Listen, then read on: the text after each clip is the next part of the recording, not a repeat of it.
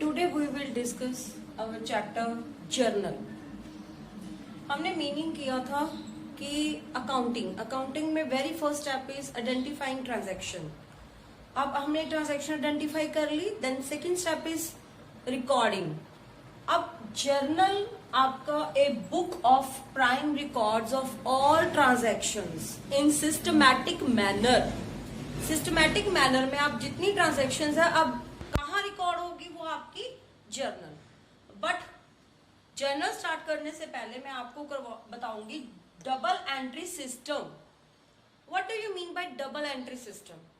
हर चीज में two parties होती हैं, one party and another party. अगर मैं कोई चीज सेल कर रही हूं तो जो आगे वाला पर्सन है वो क्या कर रहा है, उसको परचेज कर रहा है। अगर मैं किसी को कुछ दे रही हूं तो सामने वाला ले रहा है, यानी कि टू पार्टीज तो होंगी ही होंगी। तो this is called double entry system, जहां से हमारा डेबिट एंड क्रेडिट का हमने रूल पढ़ा है। अब one is the buyer and another is the seller. एक पर्सन पेमेंट कर रहा है तो दूसरा पर्सन उस पेमेंट को ले रहा है। एक गुड्स दे रहा है तो दूसरा उस गुड्स को ले रहा है। तो ये हमारा डबल सिस्टम एंट्री सिस्टम यहाँ पे यूज होगा।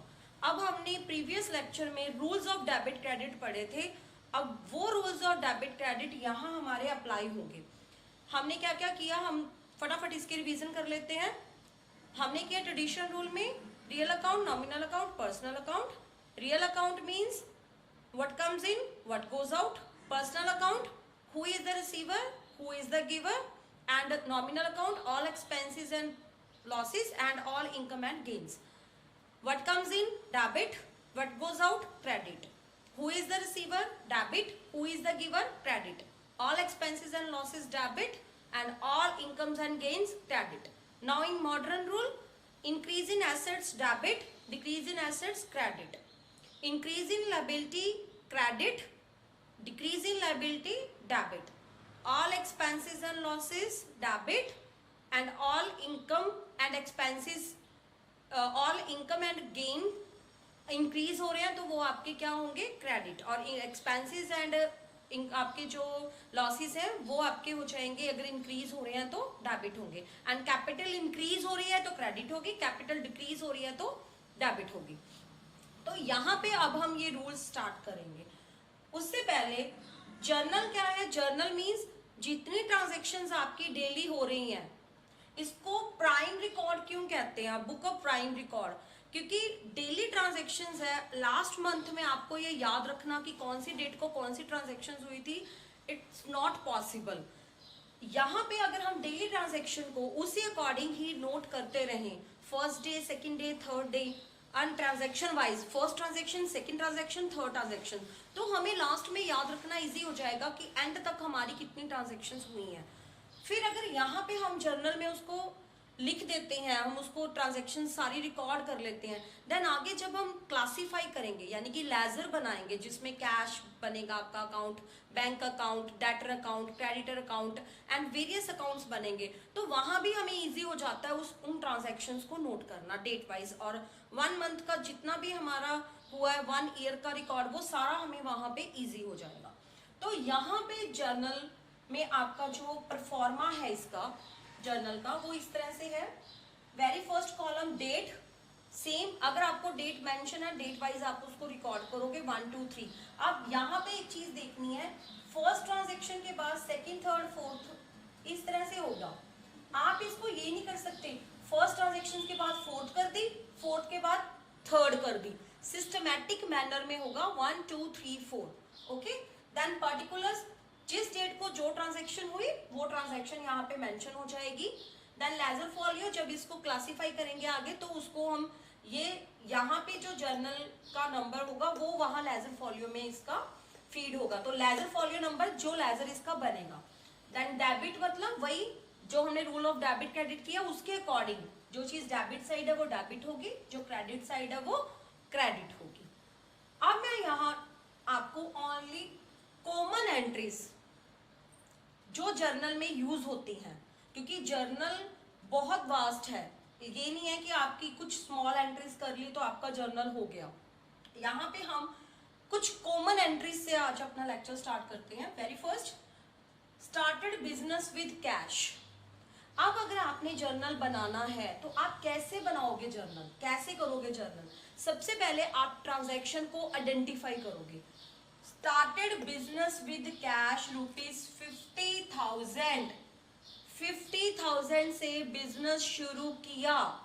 अब बिजनेस में प्रोप्राइटर कैश लेके आया है, तो जो वो कैश लेके आया, अगर आप ट्रेडिशनल रूल देखें तो what comes in cash, clear?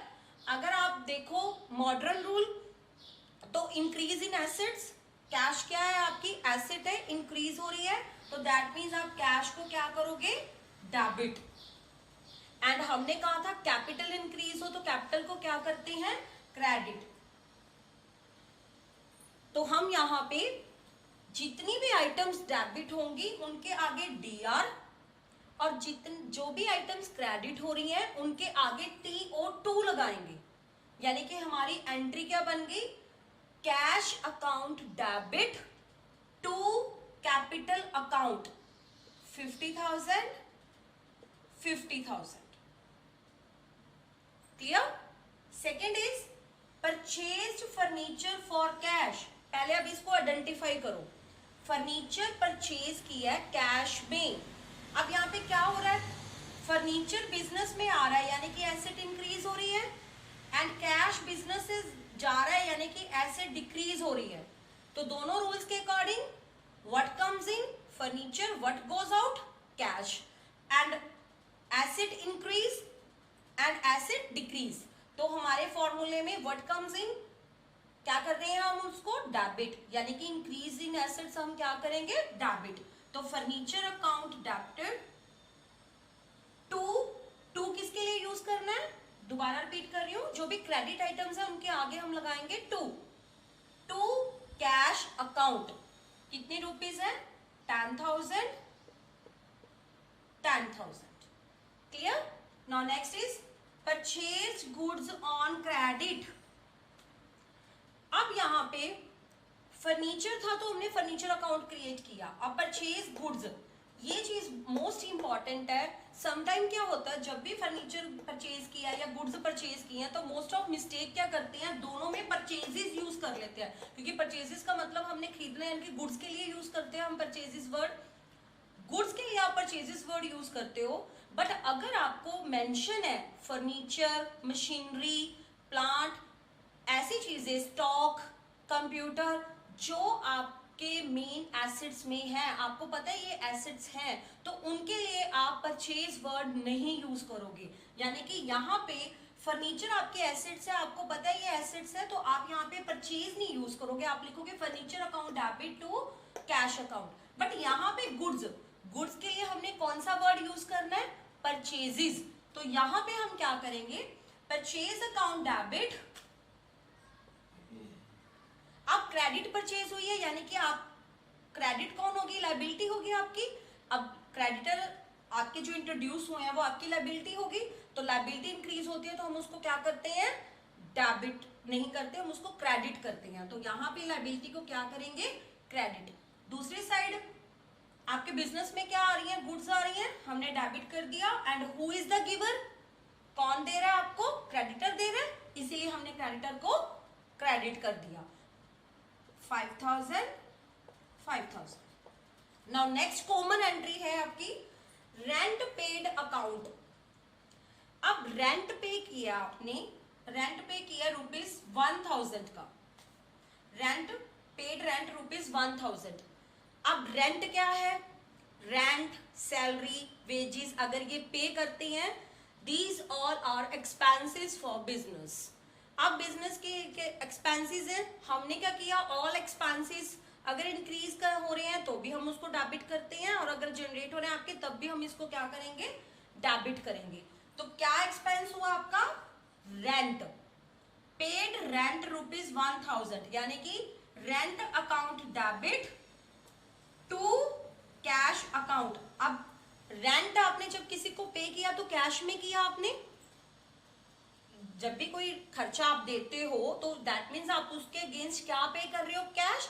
इसीलिए हम यहाँ पे मान के चलेंगे कि आपके बिजनेस से क्या जा रहा है, कैश जा रहा है, clear? Rent account debit to cash. Next है रिसीव्ड कमीशन, अब commission, discount received, interest received, these all are revenue and gains for business. तो यहां पे अगर आपको कमीशन रिसीव्ड हो रहा है, दैट मीन्स आपको रेवेन्यू रिसीव्ड हो रहा है, तो ये आपके बिजनेस में क्या हो गए, कैश आपके बिजनेस में आ रहा है। और जो कमीशन आपने रिसीव्ड किया तो उसके लिए आप बनाओगे कमीशन रिसीव्ड अकाउंट,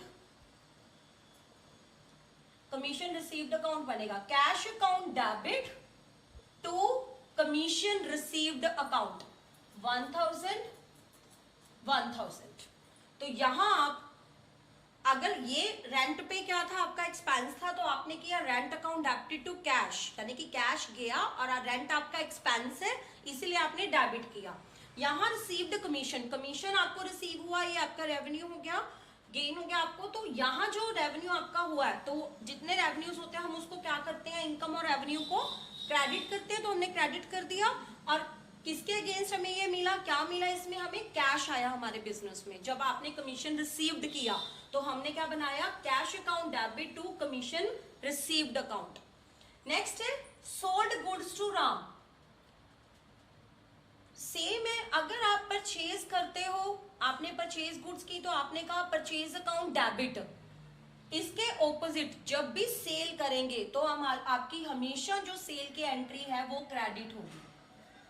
इससे आपको क्लियर हो जाएगा कि जब भी परचेजेस है तो आप क्या करोगे, उसको डेबिट करोगे, परचेज अकाउंट डेबिट। और जब भी सेल होगी तो आपके बिजनेस में गुड्स आपने दी तो उसको आप हमेशा क्रेडिट करोगे टू सेल करके। अब अगर आपने गुड्स कैश में दी तो cash account debited to sale, आपका कैश डेबिट हो जाएगा। अगर किसी पर्सन को दी तो उस पर्सन को आप क्या कर दोगे, डेबिट, क्योंकि वो पर्सन आपका क्या बन गया, डेटर। एंड डेटर आपके बिजनेस के लिए क्या है, assets. In this entry sold goods to Ram means Ram आपका डेटर है जिसको आपने गुड्स सेल की है, राम डेटर है और वो आपकी एसेट है, इंक्रीज हो रही है इसीलिए आपने उसको डेबिट कर दिया। एंड सेल मतलब आपके बिजनेस में सेल हो रही है, सेल से ही आपको रेवेन्यू मिल रहा है तो इसीलिए आपने सेल को क्या कर दिया, क्रेडिट कर दिया। तो ये आपकी एंट्री आएगी Ram account debited to sale account. उसके बाद है पेड टू क्रेडिटर। अब जो क्रेडिटर आपके इंट्रोड्यूस हुए थे अब आपने उनको पेमेंट करनी है, क्रेडिटर को पेमेंट करनी है। तो who is the receiver, creditor जो रिसीव कर रहा है पैसे, या आपकी जो लाइबिलिटी है वो कम हो रही है, यहाँ पे डिक्रीज इन लाइबिलिटी है क्योंकि आपके क्रेडिटर को जब आप पैसे पे करोगे तो वो क्रेडिटर कम हो जाएंगे। दूसरी साइड ये कौन है, हु इज द रिसीवर, जो पैसा ले रहा है। तो इसीलिए हमने creditor account debit to cash, क्योंकि आपके बिजनेस में एसेट भी डिक्रीज हो रही है, इसके साथ लाइबिलिटी डिक्रीज के साथ साथ आपकी एसेट भी डिक्रीज हो रही है क्योंकि आपने कैश पे कर दिया। तो ये आपका आ जाएगा creditor account debit to cash account. Next है रिसीव्ड 15,000 फ्रॉम राम। अब यहां पे राम को सेल किया था, राम हमारा डेटर था, अब डेटर इंक्रीज हुआ तो हमने डेबिट कर दिया।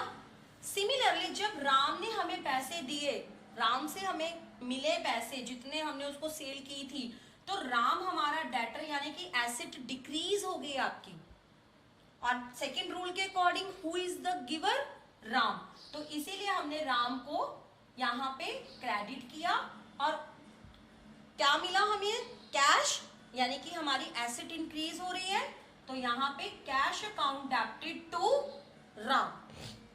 नेक्स्ट है रिसीव्ड ₹20 एज ए इंटरेस्ट। अब इंटरेस्ट मिला आपको, हमने क्या किया, इंटरेस्ट क्या होते हैं आपके, ये आपके इनकम और गेन वाले उसमें आएंगे। तो यहाँ पे हम क्या करेंगे, अगर आपको ये रिसीव हुआ तो हम लिखेंगे cash account debit to interest receive account. ये कुछ कॉमन एंट्रीज हैं जो जर्नल में यूज होती हैं, ये इसमें कोई कॉम्प्लिकेशन नहीं है। सबसे पहले आपने वेरी फर्स्ट जो भी ये ट्रांजैक्शंस है इसको आइडेंटिफाई करना, आपने ये समझना है कि इस ट्रांजैक्शन में एक्चुअल में क्या है, क्या बताया जा रहा है। उसके बाद जो आपने rules of debit and credit किए, अब वो rules of debit and credit आपके माइंड में होने चाहिए ताकि आप इसको डेबिट और क्रेडिट के अकॉर्डिंग अलग अलग कर सको। यही आपका मेन जर्नल है जहां पे डबल एंट्री सिस्टम यूज होगा। आप इसको इस तरह से लिखोगे, cash account debit to capital, furniture account debit to cash, purchase account debit to creditor, rent account debit to cash, cash account debit to commission account, Ram account debited to sale account, cash creditor account debited to cash account, cash account debited to Ram account, cash account debited to interest received account. Similarly इसी तरह आगे हम और entries भी अभी हमने journal का basic किया जिसमें हमने कॉमन एंट्रीज पढ़ी। But now let's start with journal with very first entry. It's called opening entry. What do you mean by opening entry?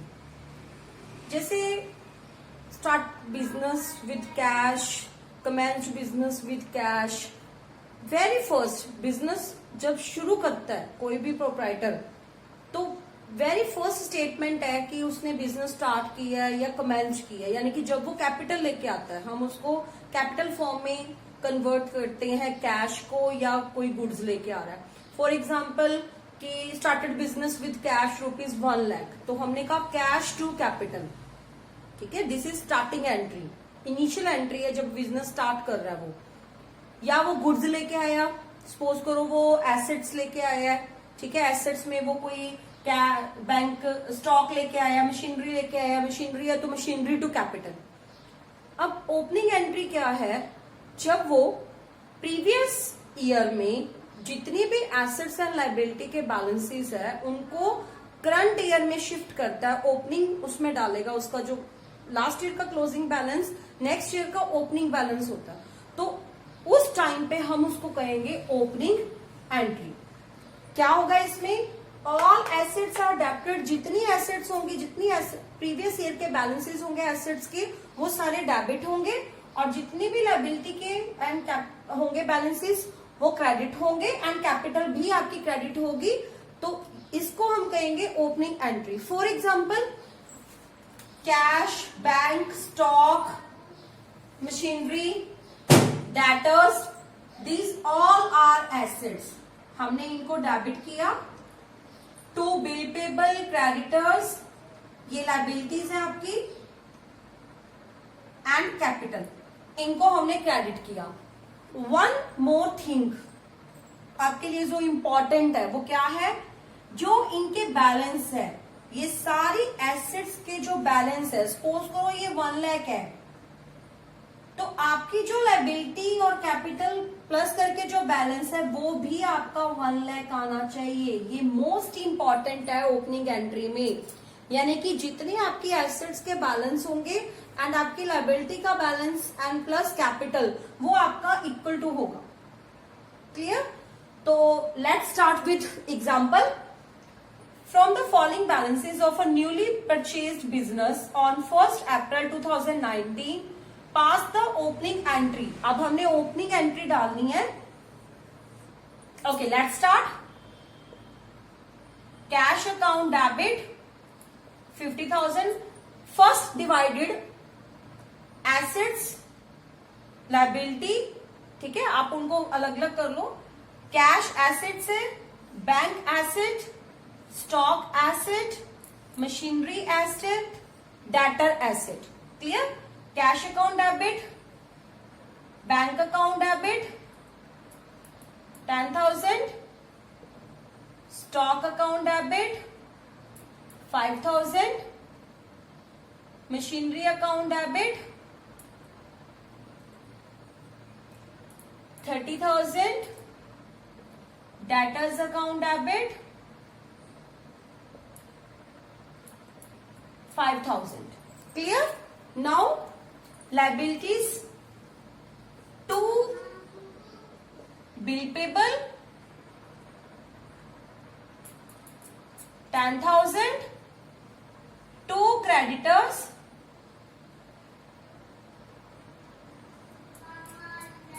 20,000. Now अभी मैंने बोला कि assets and liability plus capital, इनका बैलेंस इक्वल होना चाहिए। Asset is equal to liability plus capital. अगर आपकी assets and liabilities equal to नहीं होती है, तो तब आपने क्या करना है, हम वो चीज आपको बता रही हूं अभी मैं। आप इसका टोटल देखें तो ये बनता है 5, 6, 6, 3, 9 और 5, 1 लाख।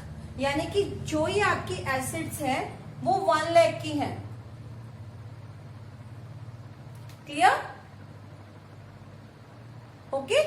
नाउ जो आपकी लाइबिलिटीज है ये आपकी ओनली 30,000 की है। नाउ सी हियर, जब आपकी एसेट्स एंड लाइबिलिटी इनका बैलेंस इक्वल ना हो तो आपने क्या करना है, ये वो वाले क्वेश्चंस है आपके।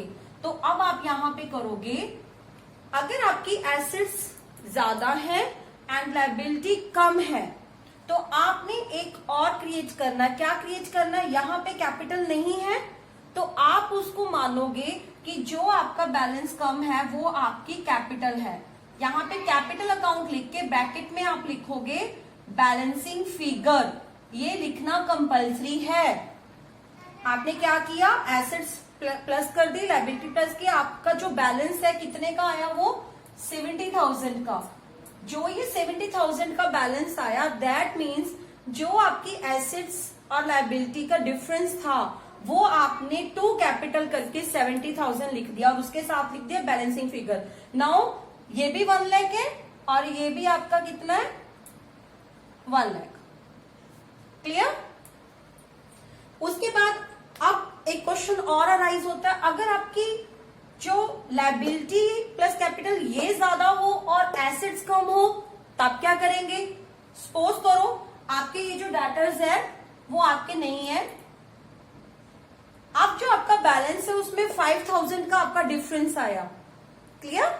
जो आपकी बैलेंसिंग है उसमें 5,000 का डिफरेंस आया, तो हम क्या करेंगे, यहां पे गुडविल, हमने कहा था ना tangible and non tangible assets होती हैं, तो आप यहाँ पे आपको टेंजिबल एसेट्स दी हुई है तो नॉन टेंजिबल एसेट्स गुडविल है, तो आप यहाँ पे गुडविल अकाउंट क्रिएट कर सकते हो। गुडविल अकाउंट डेबिट 5,000 और यहां ब्रैकेट में लिखोगे बैलेंसिंग फिगर, ताकि क्लियर हो कि आपने कौन सी चीज क्रिएट की। तो वेरी फर्स्ट एंट्री है आपकी ओपनिंग एंट्री, जिसमें आपको ऑल एसेट्स एंड लायबिलिटीज का बैलेंस दिया होगा और आपने उसकी एंट्री डालनी है। तो आप उसकी एंट्री इस तरह से डालोगे, आप ये नहीं डालोगे cash account debited to capital, bank account debited to capital, stock account debited to capital, machinery account debited, no. आप ये एंट्री इस तरह से डालोगे कंबाइन, जिसमें ऑल एसेट्स, जितनी भी एसेट्स हैं उनको आप डेबिट करोगे और जितनी भी आपकी लायबिलिटीज है उनको आप क्रेडिट करोगे, प्लस इसके आपकी क्रेडिट होगी कैपिटल भी। Clear? Second purchase related and third है सेल रिलेटेड। जर्नल हम स्टेप बाय स्टेप करेंगे, जैसे वेरी फर्स्ट हमने की है ओपनिंग एंट्री, नाउ सेकेंड जितनी भी परचेज रिलेटेड एंट्री है उसके बारे में, एंड देन थर्ड है sale related and further so on, जैसे जैसे एंट्रीज आती जाएंगी।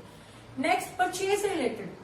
अब प्रीवियस अभी हमने डिस्कस किया है, जो कॉमन एंट्रीज थी वहां पे परचेज थी, तो हमने परचेज गुड्स की है, परचेज फर्नीचर की है। तो यहाँ पे ये एग्जांपल्स है, परचेज गुड्स फॉर कैश। अगर गुड्स, मैंने आपको पहले भी बताया कि अगर गुड्स परचेज की हैं तो आप गुड्स के लिए परचेज वर्ड ही यूज करोगे। आप गुड्स के लिए गुड्स अकाउंट नहीं क्रिएट करोगे, क्योंकि आपको नहीं पता गुड्स कौन सी हैं। अगर आपने गुड्स अकाउंट क्रिएट कर लिया तो वो कंफ्यूजन क्रिएट हो जाएगी कि कौन सी गुड्स आई हैं। गुड्स तो कोई भी हो सकती हैं, इसलिए हमने यहाँ पे क्रिएट किया परचेज अकाउंट। बट अगर वो परचेज कोई फर्नीचर हुआ है, एसेट्स हुई हैं, क्योंकि हमें पता होना चाहिए बिजनेस में हमने किया कि फाइनेंशियल पोजीशन आपकी कहां से पता चलती है, बैलेंस शीट, जहां पे आपकी एसेट्स, लायबिलिटीज और कैपिटल होती हैं। लेकिन अगर आपको यही नहीं पता होगा कि आप कितनी एसेट्स लाए हो, अगर आप फर्नीचर को भी गुड्स में ही क्रिएट करके परचेज अकाउंट क्रिएट कर लोगे तो आपको वो नहीं पता चलेगा कि आपकी फर्नीचर जो एसेट है वो कितनी है, आपके पास एसेट्स कितनी है। तो इसीलिए हमने क्या किया है, जो आपकी गुड्स वर्ड आती है हम उसके लिए यूज करेंगे परचेज अकाउंट। क्लियर?